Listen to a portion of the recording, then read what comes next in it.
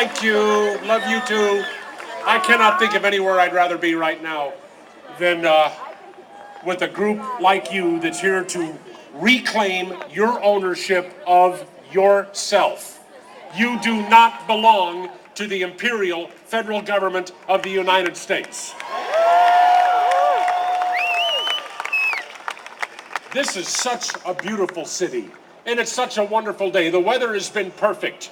Wouldn't it be nice to come back to Washington, D.C. someday and look at it as a city where our liberties and our freedoms are protected instead of assaulted on a daily basis?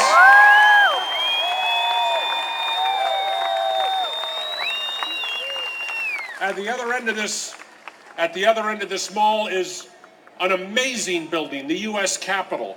It's a symbol of so much that is great, but in the last 4, 5 months, year, it has been a symbol of taking away freedoms and enslaving the people of this country, enslaving them to the federal government. Now look, there's all sorts of tax reform ideas. As Ken said, we have the flat tax, we have the fair tax. What we all know, what we all agree on, standing here today, is that the present system is not working and it must be changed. You raise taxes, sure. The legitimate purposes of the federal government must be funded. And there's nobody here that's not willing to pay part of the cost of the legitimate functions of the federal government of the United States. But we do not want to pay for trailers, for racing lawnmowers, for fire departments in Texas.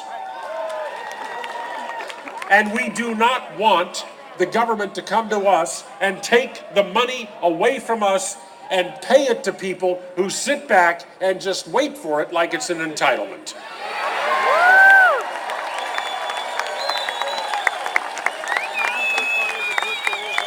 Remember, there's one more very important march for you to make. One more very important march. It's on November 2nd. It's to your voting precinct. You be there. They're getting the message now, but you be there and you vote. You vote for your freedom, your liberty, and your children and your grandchildren. And I thank you. God bless you, and thank you for coming out here.